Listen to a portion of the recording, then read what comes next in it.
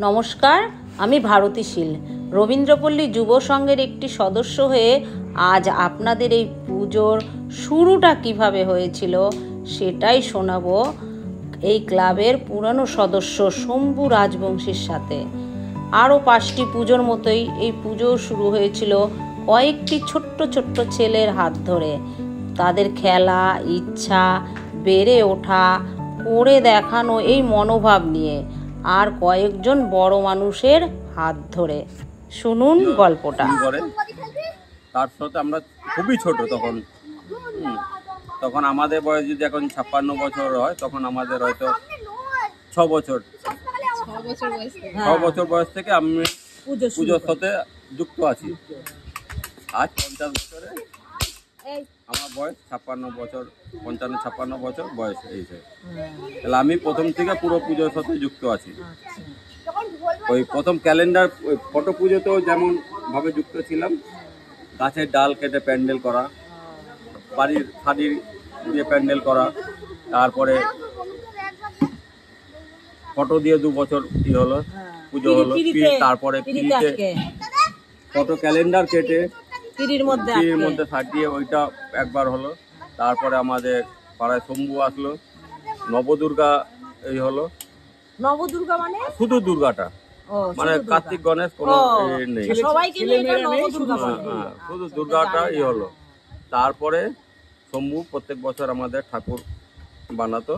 তখন আমাদের গলিতে আমাদেরই ক্লাব সদস্যর ঠাকুর, তখন সবাই নাম করতো, প্রচুর ভিড় তখন ওই গলিতে মধ্যে হতো। তারপরে বড় হলো পুজো, তখন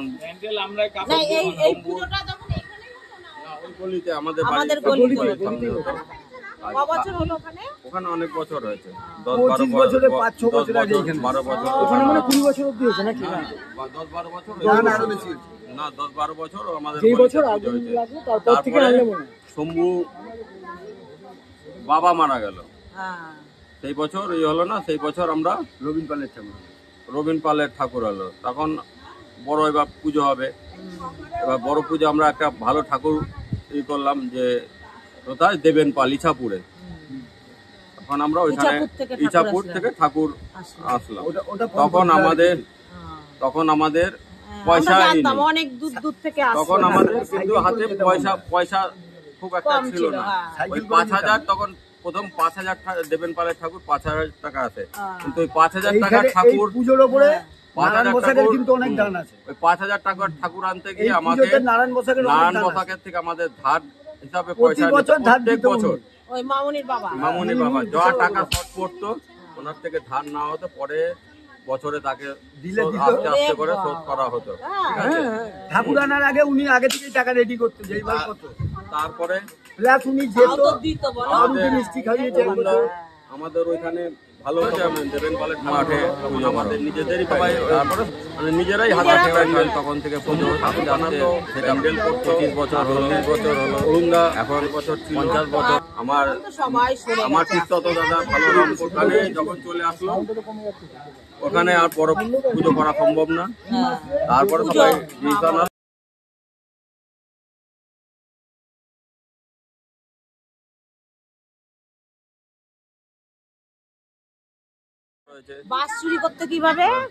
আমরা অনেক পুজো করতে গিয়ে আমাদের অনেক কষ্ট হয়েছে, অনেকের সাথে ঝগড়াঝাটি প্রচুর, সবকিছুই হয়েছে। আমরা মানুষের বাড়ির থেকে এইটা চুরি করতাম, ডাব চুরি করে বিক্রি করে, আম শুকিয়ে করে 2 টাকা 5 টাকা একটা ডাব বিক্রি করতাম, তখন 25 পয়সা ডাব, বাবু 25 পয়সা করে ডাব বিক্রি করে 25 পয়সা 50 পয়সা 1 টাকার আমরা ডাব বিক্রি করতাম। পরে বাগানের চালতা, আম 5 পয়সা একটা চালতা, প্রচুর লতি এইসব বিক্রি করে আমরা। মানুষ তখন টিফিনের পয়সা, গুসু রোজ আমার কাছে 2 টাকা করে দিয়ে যেত টিফিনের পয়সা। 2 টাকা করে জমিয়ে আমাদের এরকমই সবাই টিফিনের পয়সা, এরকম গুসুর মতো আরো সবাই আমাদেরই। সবার কষ্টের আজকে 50 বছর, সামনের বার 50 বছরটা কিভাবে হয়েছে যারা পুরনো ছিল তারাই জানে। অমর কথা সেই সময় কেসিয়ার ছিল, ও রাখতো, পয়সা জমাতো। অনেক সময় অনেকে ভাড়ে আমিও নিজে এক সময় ভাড়ে জমিয়ে 7,500 টাকা এই পুজোতে দিয়েছি। হ্যাঁ, তারপরে আমার দিদির কোনো অবদান ভোলা যাবে না। হ্যাঁ, প্রত্যেক বিয়ে হয়ে গেছে পরেও প্রত্যেক বছর ঠাকুরের কাপড় ফাপড় যা লাগে প্রত্যেক বছর কিনে পাঠিয়ে দেয়। বছরে তুই ঠাকুরের দামটা দিবি। ও বলেছে ঠিক আছে, আমি 50 বছরে ঠাকুরের দাম আমি দেবো, যা লাগবে তোরা কমিটির ছেলেরা ঠাকুর দেখবে, দেখে প্রচুর অবদান সহযোগিতা করুক। 50 বছরটা আমরা সবাই সুন্দরভাবে কাটাতে পারি এইটুকুনি। আর আমাদের বাবলু আমাদের একটা লিডারশিপ ছিল, হ্যাঁ, আজ আমাদের মধ্যে নেই। মানে আমাদের গুরুও বলতে পারেন, আমাদের বন্ধু বলতে পারেন, সবই গার্জিয়ান হিসাবে সে একজন আমাদের ছিল। ক্লাব ছিল, সেখান থেকে আমাদের এত বড় ক্লাব হয়েছে। ক্লাব থেকে ওর অবদান আমরা ওর রেজিস্ট্রি করা থেকে আরম্ভ করে ক্লাবের যাবতীয় উন্নতির পেছনে ওর অবদান প্রচুর আছে, বিরাট অবদান। তা আমরা কোনোদিনই, আমি অন্তত আমার হিসেবে আমি কোনোদিন ভুলতে পারবো না ওর অবদান। আর নির্মল মুখার্জির বাবার অবদান আমি অনেকেই আছে। আমরা ওর বাড়িতে পুজো হচ্ছে, ঠাকুর তখন শম্ভু আমাদের ঠাকুর তৈরি করছে, ঠাকুর রং হচ্ছে, ভালো রং হলো না, এটা পাল্টি আবার অন্য রং চাপানো হলো, ঠিক আছে। এবার সবই তখন 9-10 পড়ে, সবাই বিড়ি খেয়ে ঘর ধুনা ভর্তি হয়ে গেছে। এবার নির্মল মুখার্জির বাবা এসে বলছে যে এখানে এত ধুনাবাতি দেওয়ার ছেলে আছে, হ্যাঁ, দেবে না। এবার পুজোর পরে, হ্যাঁ, পয়সা নেই খাওয়া দাওয়ার, এই নির্মল মুখার্জির বাবা দিত, আনন্দ যা খরচা লাগতো দিত। আমাদের জয়ন্ত চক্রবর্তী ছিল, সে আমাদের ওই নবদুর্গা হলো, সে কি করবে ঝুড়ি দিয়ে সাদা কাগজ মুড়িয়ে পাহাড় তৈরি করে পুজো করলো ছিল। তারপর জগদীশ তালুকদার আমাদের এই ছিল, সব উৎসাহ এই দিত, ধুনুচি নাচ করতো, সে একজন ভালো ধুনুচি নাচ করতো, আমাদের আরতি করতো সে ধুনুচি নাচ করে।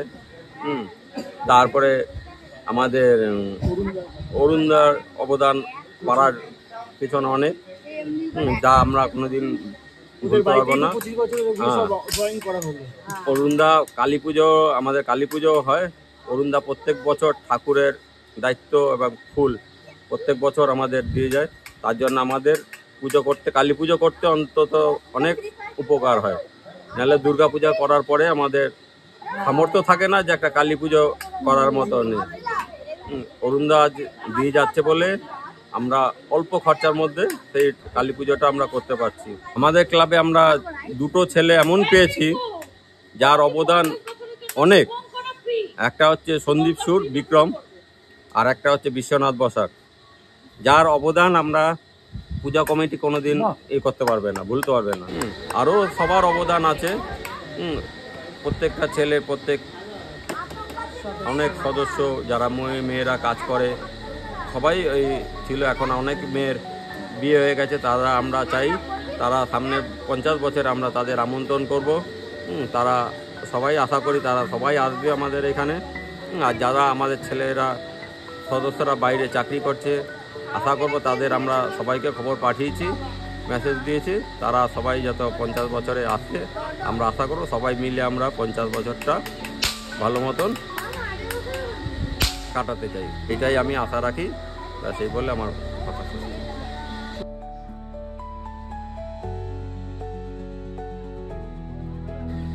এখানেই শেষ।